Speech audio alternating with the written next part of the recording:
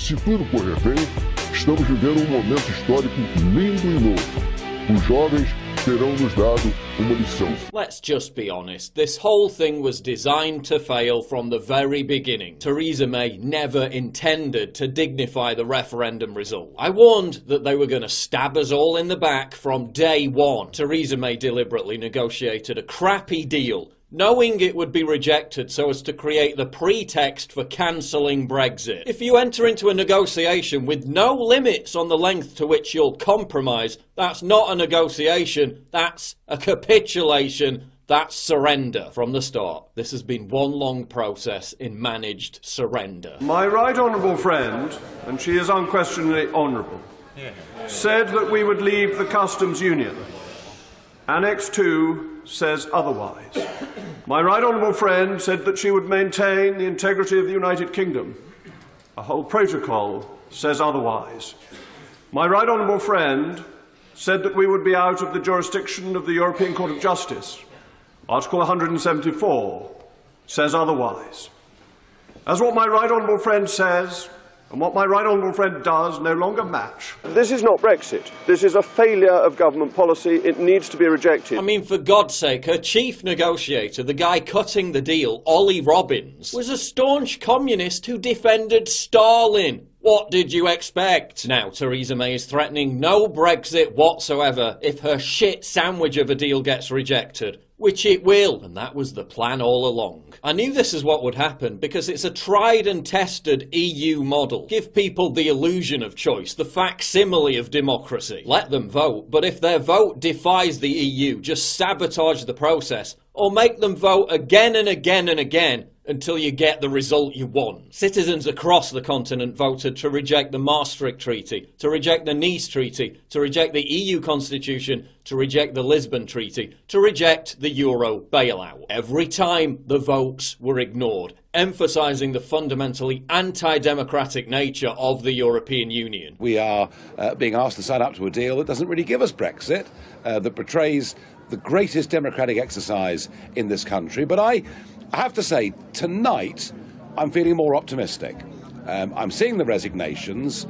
I think we're getting close to the end of the worst and most duplicitous Prime Minister in British history, and that will give us a chance for a fresh start. This is also about punishing the UK to intimidate other European countries out of pursuing their own form of Brexit. This is nothing less than a complete and total betrayal of democracy. We didn't vote to sign up to everything under a different name and be the EU's bitch. We voted to leave the EU. This deal de facto keeps us in the EU, but with no say and no influence. It turns us into a slave state. And on top of that, we're handing over £39 billion for the privilege. We're the prostitutes in this exchange. We're the ones getting bent over and screwed, yet we're paying them. This deal is so awful that we'd be better off staying in the EU.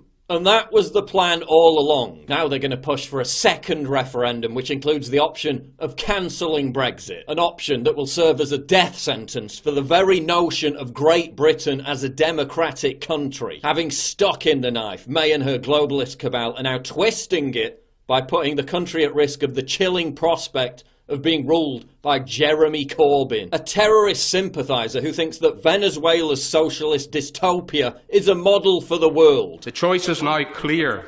We stand up for the United Kingdom, the whole of the United Kingdom, the integrity of the United Kingdom, or we vote for a vassal state with the breakup of the United Kingdom. That's the choice. Theresa May never represented the interests of the United Kingdom to begin with. So how on earth is she still in power? This is it.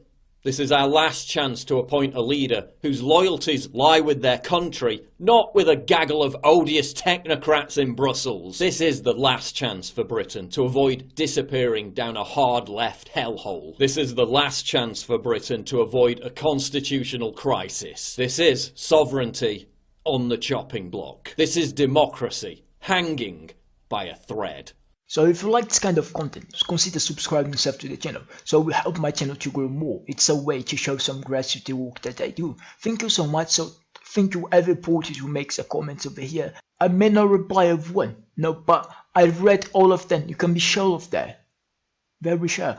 So thank you every porter. I hope you have a blood perfect day. Wait, No, don't forget to share on your Twitter, on your WhatsApp, so everybody can have access to this kind of content as well. And you are helping the channel so much. Thank you, everybody. Love you all. Bye. À primeira vista, esse movimento parecia uma pequena provocação inútil que muitos criticaram erradamente. O Brasil parecia desabitado politicamente. De repente, reapareceu o povo. Os jovens despertaram porque ninguém aguenta mais ver a República paralisada por interesses partidários ou privados. É preciso uma política nova se reinventando. Se tudo correr bem, estamos vivendo um momento histórico lindo e novo. Os jovens terão nos dado uma lição. Corrupto vai pro inferno com passagem só de ida. O gigante acordou e vai foder com a tua vida.